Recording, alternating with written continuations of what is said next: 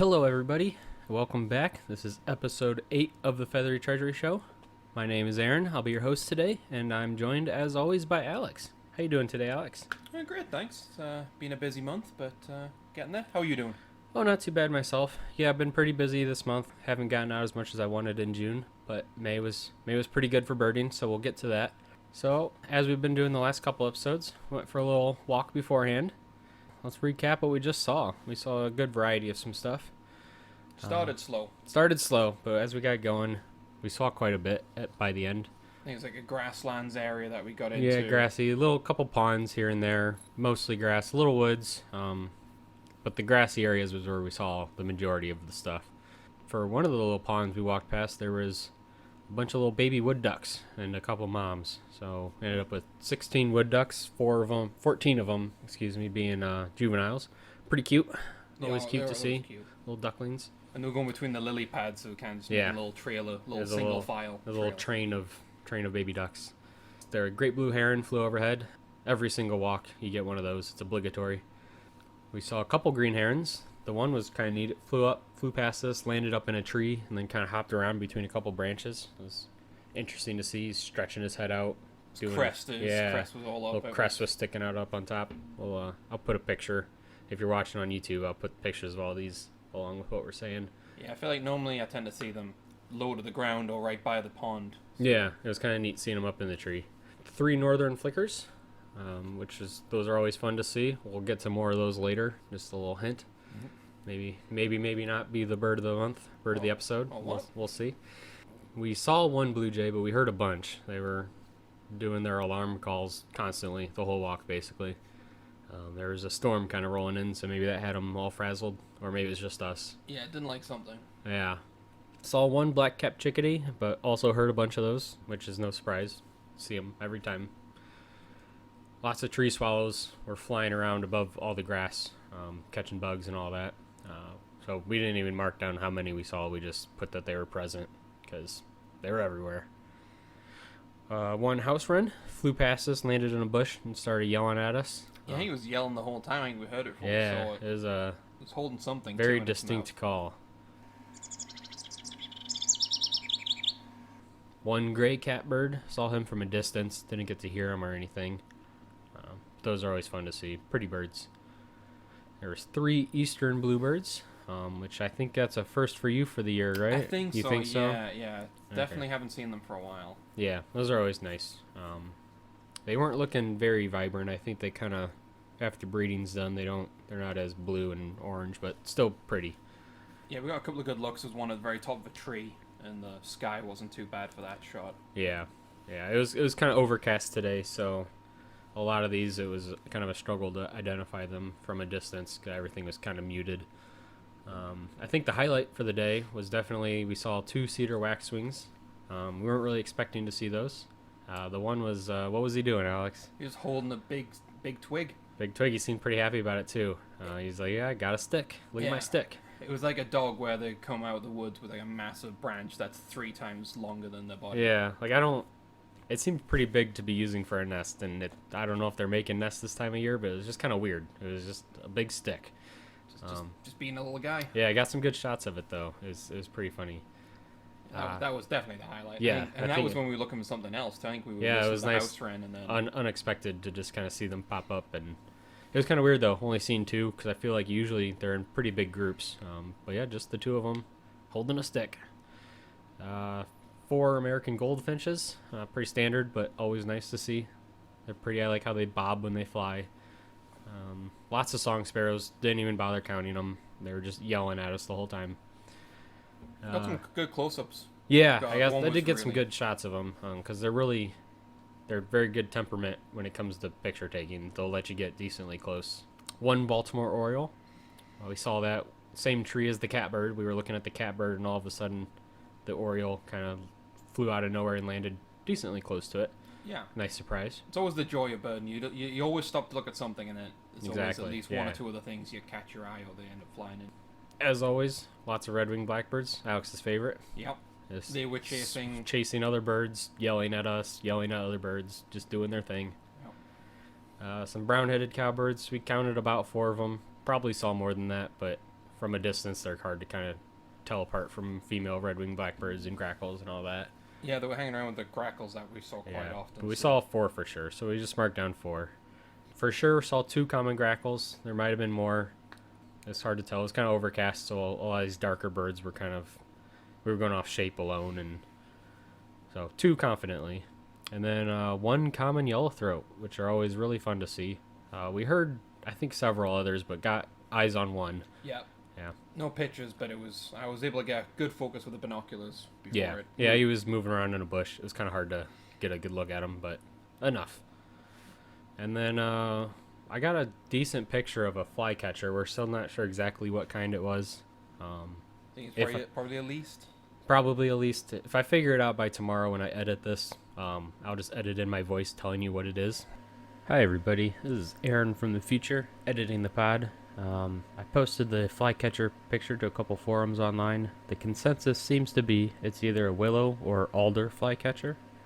Without any audio of the song, you can't really tell them apart. So we're just going to have to settle for that, unfortunately. Okay, so now you probably know what it is, hopefully. Otherwise. But yeah, that was our walk. It, started slow, but we ended up with 18 species, 19 if you're counting the flycatcher. Can't say no to a good walk like that. Yeah, an hour and a half or so they were out there. Yeah, almost 2.5 mile walk. Not too bad, not too shabby. All right, so that was our walk. We'll just kind of jump into what we've seen since the last episode. It's been about a month and a half, a little more than that. Like I said, June kind of got busy for both of us, so we didn't record right at the beginning of June like we were hoping to. But had some major life event, something like that? Got married last week. So I'm now Mr. Aaron, although I guess I was always Mr. Aaron. Yeah. But now it's more official. It's more significant. Yeah. We're finally able to get together, record this, but it gave us more time to see some birds. I know we both had quite a few walks in May, quite a few birding outings in May, so we can talk more about that than June, because June is pretty uneventful as far as birds go. So I'll just jump right into it for me. So right at the beginning of May, right after we recorded last episode, my cousin came into town, and I took him up kind of north of Duluth for a little day trip along the lake shore up there on Lake Superior. It's always nice. Yeah, it was nice. It was still a little chilly up there at that point. We didn't see a whole lot of birds. There was one nice highlight, I thought. I got my first official sighting of a white-crowned sparrow. Oh, nice. Got a good picture of him. Sitting in a pine tree is nice, picturesque, kind of what you picture when you think of North Minnesota. Yeah. It's a good-looking sparrow. They got nice white and black stripes on their head. The colors really pop. It's a good-looking bird. Have you seen one of those, Alex, you think? I think I might have. I've not seen many sparrows, but that might be... I think I saw one maybe last year. Okay. Well, I'll keep going here, and if you want to look that up, maybe. I'll check. Because they're a neat-looking sparrow. And like everybody knows, probably across the U.S., May is a big month for warblers. So it was early May, was kind of the wave of warblers came through our area. Just sitting on my back patio, I was able to see Nashville warblers. That was a lifer for me.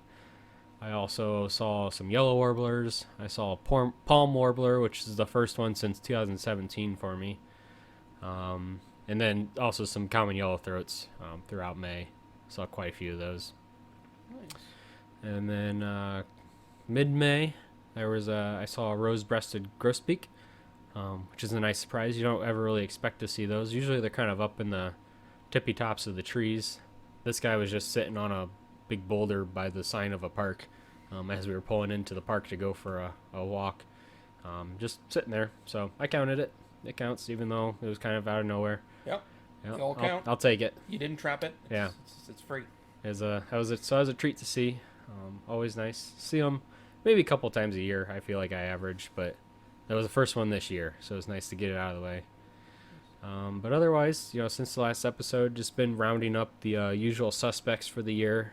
So ones that I've added to my year list since last time was gray catbird, both barn and tree swallows, some brown-headed cowbirds, Baltimore orioles, American redstart, green herons, eastern kingbird. That was a fun one to see. You don't see them too often, but yep. They're bigger than you expect. And indigo buntings, seen quite a few of those this year, which was a nice surprise. Ruby-throated hummingbirds are back. My neighbor's got a hummingbird feeder out, so they're flying past my patio door a lot. And quite a few purple martins. I was at a park last week that had purple martin houses, so there was a ton of them just sitting there on their houses. Sweet. Yeah, those last 3. I haven't seen a bunting hummingbird or martin this year. Okay. But I'm hoping I should be able to see at least the hummingbird. Yeah. Hummingbirds, they're around.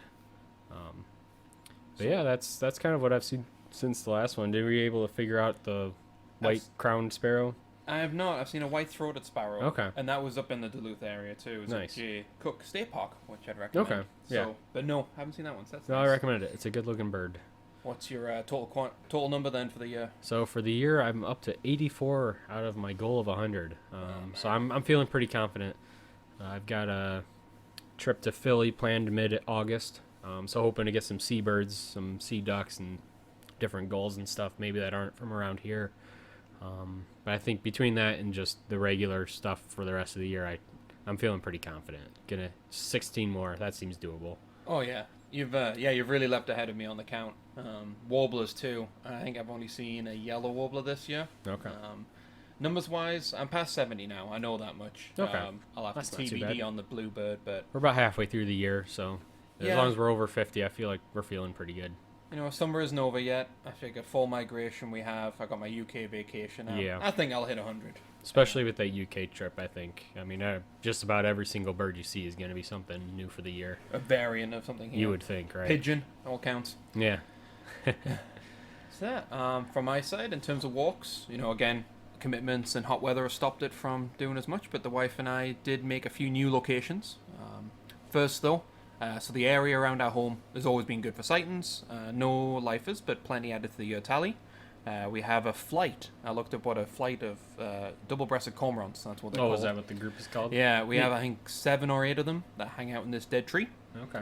Baltimore Orioles, common yellowthroats, kind of like how you were mentioning. Eastern kingbirds, saw a couple of those. Nice, and some cedar waxwings. And a pileated, too. I feel like I always hear pileateds, but never get to see them. Yeah, they're fun to see. And we had to wait 5 minutes. We could hear it because it was so loud in the trees and making noise, and then eventually got a sight, and so that was good. Yeah. And a lot of green herons, too. Nice. Most of the ducks have migrated, but we've seen about 20 baby wood ducks, a bit like today. And on our most recent walk, we brought along a friend who is not a birder, but they were getting into it. And this is how we win, Aaron. You know, you start with, let's go for a little walk around the neighborhood. We'll bring the binoculars just in case. And then it's, oh, there's a bird. Here's the binoculars. Have a little look. That's how you get them. And then, yeah, exactly. And then suddenly by the end of it, they're tracking the birds and pointing out what to look at. So it was fun. It was just, even though it was just a local walk, it was nice to get someone else involved. And it makes it more exciting for you when you're showing people like, oh, exactly. yeah, that's... It's fun to get people included. Exactly. So have you been checking out any new places at all? Or? Yeah. So first there was the Maplewood Nature Center. Okay. And it's basically a small wood surrounding a pond. Mosquitoes were bad. Oh, yeah. They're bad this year. But there's like a walkway over the part of the pond, and there's a seat there, and we were sitting on a bench, and we saw a sole trumpeter swan. Nice. And it was just all brown from the chest, though, because it was just dipping its whole head in this muck. But he seemed to be having a good time, so yeah, whatever. More power to him. Yeah, and then in the lily pads, we saw a couple of green herons and some more wood ducks, which are quite cute to see. You wouldn't have... They were definitely, you had to look carefully for Big them. fan of wood ducks. Yeah, oh yeah.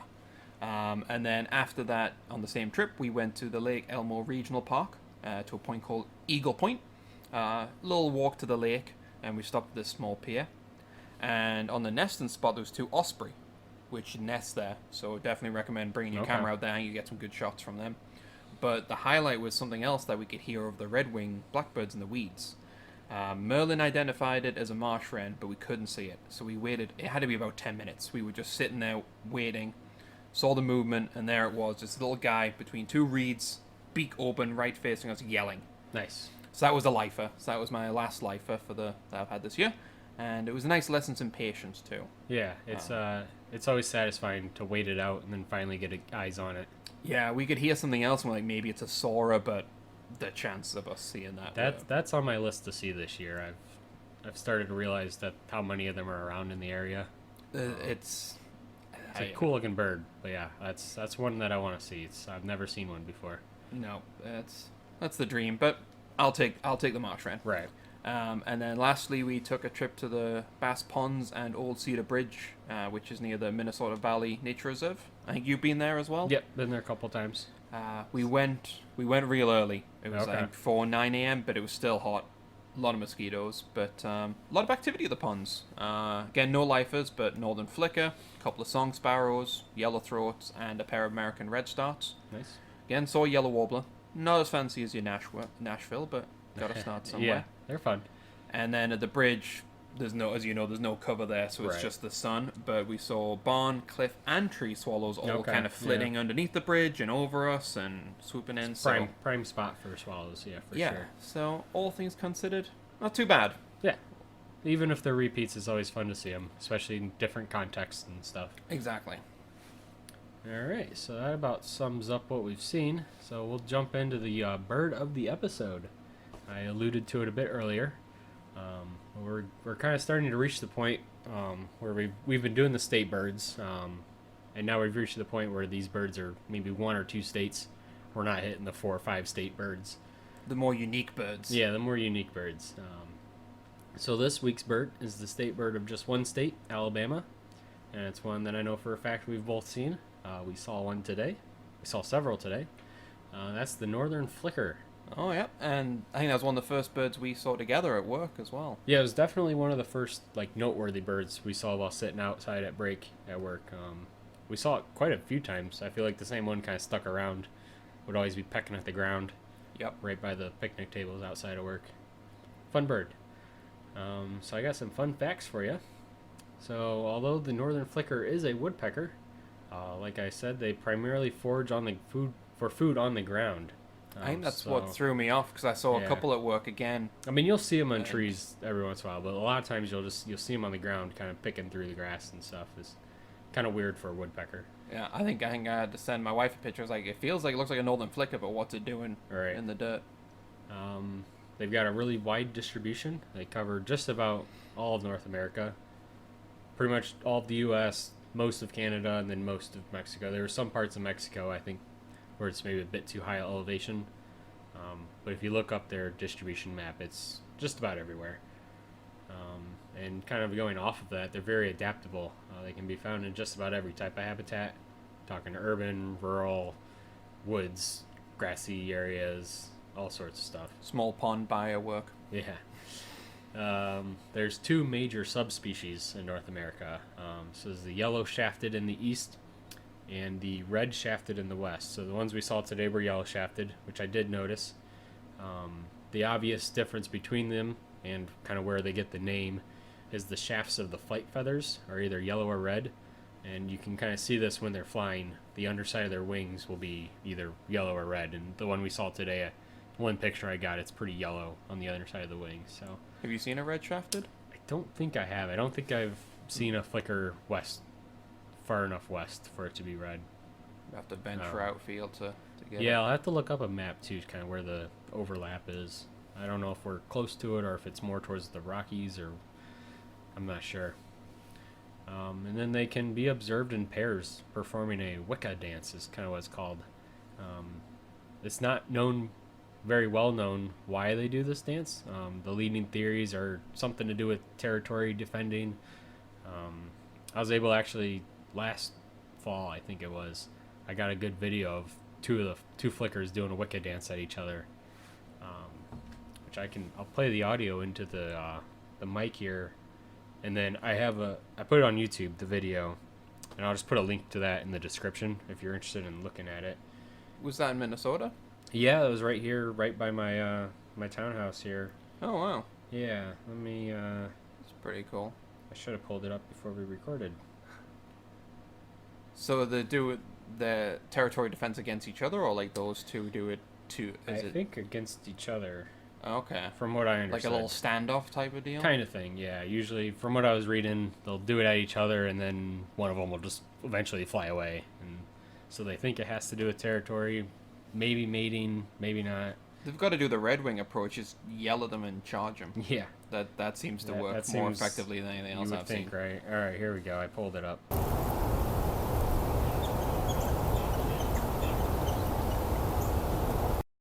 Did you know it was the Wicca dance before you saw them do it? I saw them doing it. I was like, that's really weird. So I recorded the video of it, got the audio, and then I was looking it up later, trying to figure out what the heck they were doing.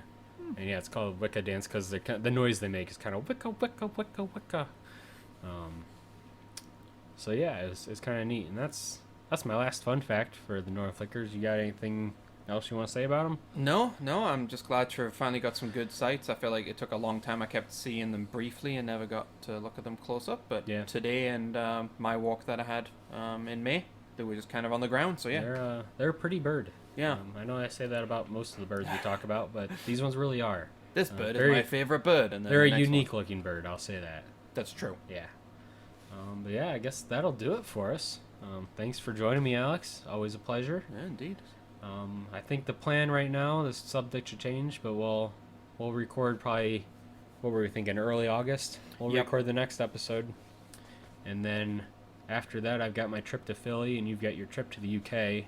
So then we'll record the next episode after we get back from both those trips. Yep. Should be a good episode. Summarize everything that we Hope saw. so. I'll be Yeah. going old school. I don't have my phone, so I might have to Take lots of notes. Yep, take notes, do some sketches, bring a little bird book with me, but Yeah. we'll see how it goes. Should have something to talk about. Oh yeah. Thanks everybody for listening. Always appreciate it. You can provide feedback if you like. You can email us at featherytreasury@gmail.com. If you want more information about Feathery Treasury, you can visit featherytreasury.com. And yeah, have a good one, everybody. Have a good one. Bye bye.